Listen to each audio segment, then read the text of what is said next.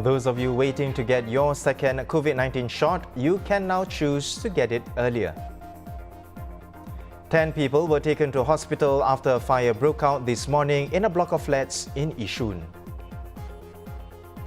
And as COVID-19 cases spike, more than 12 million Australians are back in lockdown. It's 5:30 p.m. here in Singapore. You're watching The Big Story. I'm Haryanto Diman. You can subscribe to the Straits Times channel so you never miss a single episode. Now, those waiting for their second dose of the COVID-19 vaccine can book an earlier appointment slot. Checks by ST found that several people will now able to book their second jab 4 weeks after their first one. This waiting period is shortened from 6 to 8 weeks previously. The authorities had in May lengthened the interval between doses to prioritize giving out the first dose and accord some protection to as many in the population as possible.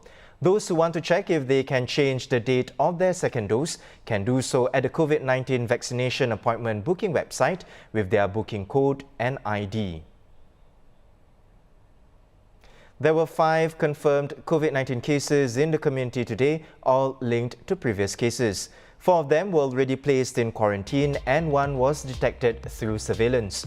5 imported cases were also reported today. 4 were detected upon arrival, while 1 developed illness during the stay-home notice or isolation period. More details will be released tonight.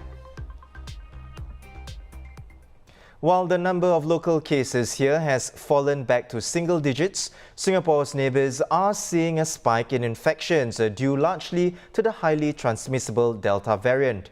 As the countries race to get most of their population vaccinated, imposing movement restrictions or lockdowns is one other way to manage the virus spread. For instance, Indonesia plans to impose stricter restrictions from tomorrow.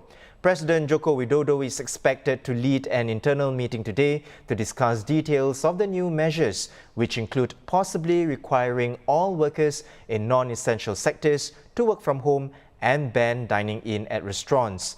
It is unclear whether the new measures would apply nationwide or to only the red zone regions, where cases have been rising sharply this month. Over in the Philippines, existing movement restrictions in its capital region and nearby provinces have been extended until July 15th. This comes as new cases exceeded 5,000 yesterday. Most businesses in Manila remain open, though restaurants are required to operate in a limited capacity. Clubs and cinemas, however, remain shut. Meanwhile, down under, more than 12 million Australians, which is close to half of the population, are now in lockdown. Brisbane today became Australia's 4th regional capital city to restrict movement except for essential reasons for at least 3 days. This was less than 24 hours after a similar move in Perth. They followed Sydney and Darwin, which over the weekend announced longer lockdowns of up to 2 weeks. In Sydney, nearly 150 cases are linked to the Delta variant. Our Australia correspondent Jonathan Perlman joins me now. Welcome back to the show, Jonathan. For over a year, Australia has kept its COVID-19 numbers relatively low. But this new surge in cases has now put 4 cities in lockdown, including Sydney, where you are. How are the authorities dealing with the multiple outbreaks happening at the same time, now possibly for the first time in this pandemic? Yes, it's an unusual situation to be in. I'm coming to you from Sydney, really, and in the heart of the red zone in Sydney, which is now under lockdown for 2 weeks. But we've seen lockdown spread to 3 other regional centres, including Brisbane, Perth and Darwin. It's really up to states what they want to do in relation to these breakouts. The most serious is in Sydney, but we're seeing just different measures adopted in different places. And so far we've seen these 4 lockdowns, all of varied length and varied duration. So there's been a move towards snap lockdowns, and there's been a move to shut borders between states and also between New Zealand, which has a travel bubble with Australia at the moment. Australia is known to take a zero-tolerance COVID-19 strategy in keeping its people safe and the economy open. Jonathan, will that continue or will the country have to change its approach? I think the governments and the authorities here are really keen to try to keep that zero local transmission approach. It's difficult because we consistently have breaches at quarantine facilities. So there's a strong call to set up quarantine facilities in really remote areas so that if there are breaches, they don't affect entire cities. But there's also a real push to roll out the vaccine much more effectively and more quickly than has happened so far. The government's been quite relaxed about vaccinations until now, and that's really starting to step up. So authorities are very keen to keep local transmissions at zero and get back to zero transmissions and keep Australia relatively free of COVID-19, but they're going to have to change their approach to vaccination and to quarantine. Jonathan, thank you for the update. That was our Australia correspondent, Jonathan Perlman. In other COVID-19 related news, more than 31,000 antigen rapid test packs were distributed to the residents of over 100 housing blocks in Bukit Merah and Red Hill. Packs with 2 COVID-19 self-test kits in each were distributed from various residence committee centres in the two areas over the weekend. The kits are an added layer of ring fencing on top of the various testing operations that have been conducted in both areas, following a number of clusters there. As at last night, the 115 Bukit Merah View Market and Hawker Centre remains the largest active cluster with 91 cases, and there are 5 other clusters across the 2 neighbouring estates. Residents living near Bukit Merah View can resume driving lessons at Bukit Batok Driving Centre from today if they have been fully vaccinated. The update came after an earlier announcement that the centre barred customers living around the area from entering its premises. BBDC said it treats all customers equally, regardless of their area of residence. Customers who cancel lessons that are taking place within the next few days will have the fee fully refunded to their BBDC account. Meanwhile, WHO has urged fully vaccinated individuals to continue wearing masks and follow safe measures to protect themselves against the highly transmissible Delta variant. This as the US Centers for Disease Control and Prevention conversely told fully vaccinated Americans last month that they no longer need to wear masks indoors or to maintain a safe distance from others. The agency also eased its advice on testing and quarantine after suspected exposure to the virus.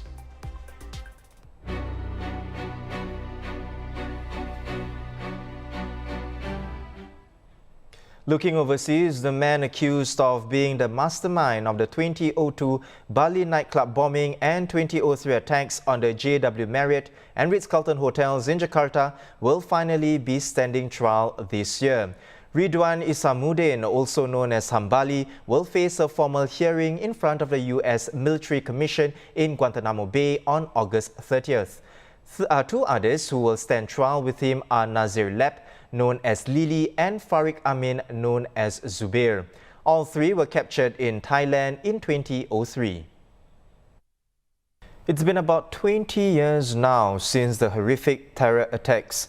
Professor of Security Studies at the Nanyang Technological University, Dr. Rohan Gunaratna, joins me now to share more. Welcome to the show, Doctor. With this latest development, what can you tell about HAMBALI's significance in terms of terrorism in this region? HAMBALI staged the worst terrorist attack in Southeast Asia. It is also one of the top 3 terrorist attacks in the world.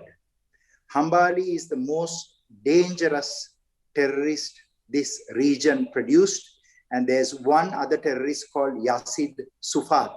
So I want to say that HAMBALI's trial is going to attract a lot of attention, especially because he was the mastermind, the facilitator, and the driver of the Bali attack in 2002. And also, HAMBALI planned several other attacks, including hijacking a plane and crashing it to various targets in the United States. And I want to say that bringing HAMBALI to justice is paramount, and it is so important for him to remain in custody forever.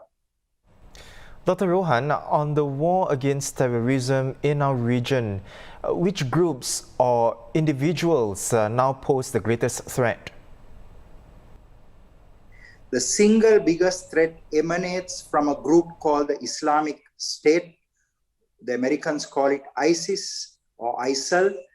Other than that, there is a group called Al-Qaeda, and Al-Qaeda is in a resurgent phase. HAMBALI worked both with Al-Qaeda and with Jama Islamiyah, its local counterpart that has now evolved into another entity. But what is significant is the threat from Al-Qaeda and the Islamic State persists. There are new other entities that have emerged, including right-wing ideologies. So we need to have a very comprehensive response when it comes to fighting terrorism. Well, thank you so much for your time, Dr. Rohan. I've been speaking with NTU's Professor of Security Studies, Dr. Rohan Gunaratna.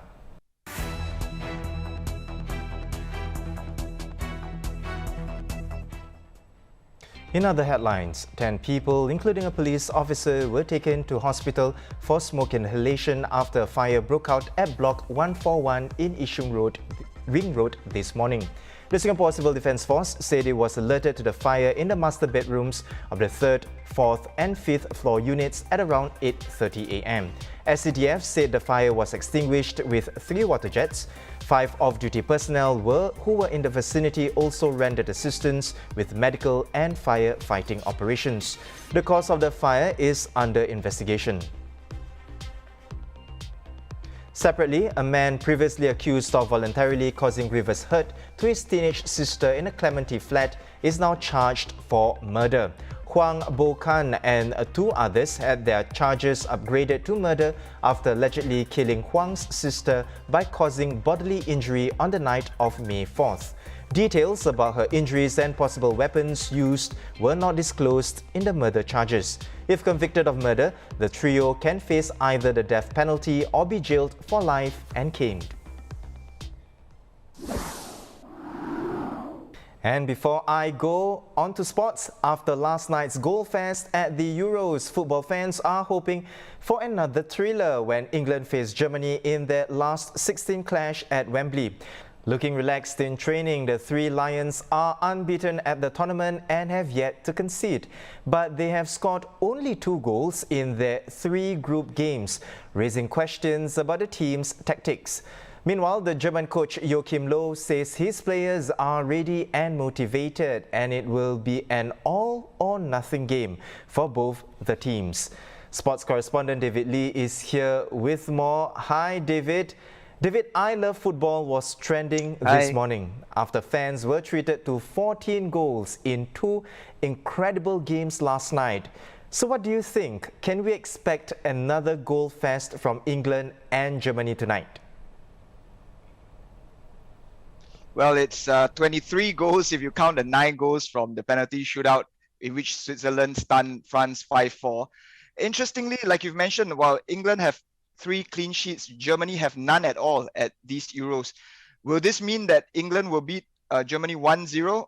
Absolutely not. Because what the round of 16 games have shown us is anything is possible in football. Like you mentioned, it's all or nothing. Even if England have been rather boring in the group stage with just 2 goals in 3 games, like you mentioned, for all their attacking talents, you know, they could just explode in the round of 16. You can never get your hopes up too high with England, though. On paper, they have a strong team throughout their squad. Jordan Pickford in goal and Harry Kane in attack and rising star Calvin Phillips in midfield. But they just lack that bit of experience, I feel, which the Germans have in abundance. Then there's the question of whether Gareth Southgate is going for back 3 or back 4, and who does he start as the left fullback or wing back? Will he go for the more natural option that is Luke Shaw, or does he deploy Kieran Trippier, a natural right back who started on the left and did well in the 1-0 win over Croatia in the group stage? Whoever he goes for, England will have their hands full. You know, after losing 1-0 to France in their opening game, The Germans came back strongly. They scored 4 against Portugal. They scored twice against Hungary. They may have recalled the experienced Mats Hummels and Thomas Muller, but they also have their own new generation of stars in Kai Havertz, Leon Goretzka, and Robin Gosens.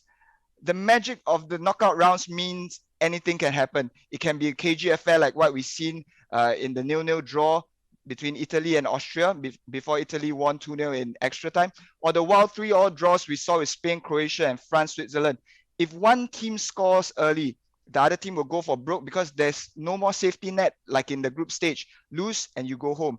That is why even 2-goal leads like we've seen in these last two games are not enough, because teams would throw the kitchen sink and try to score even if it means they fall further behind. They risk falling further behind. That's how goal fest can happen.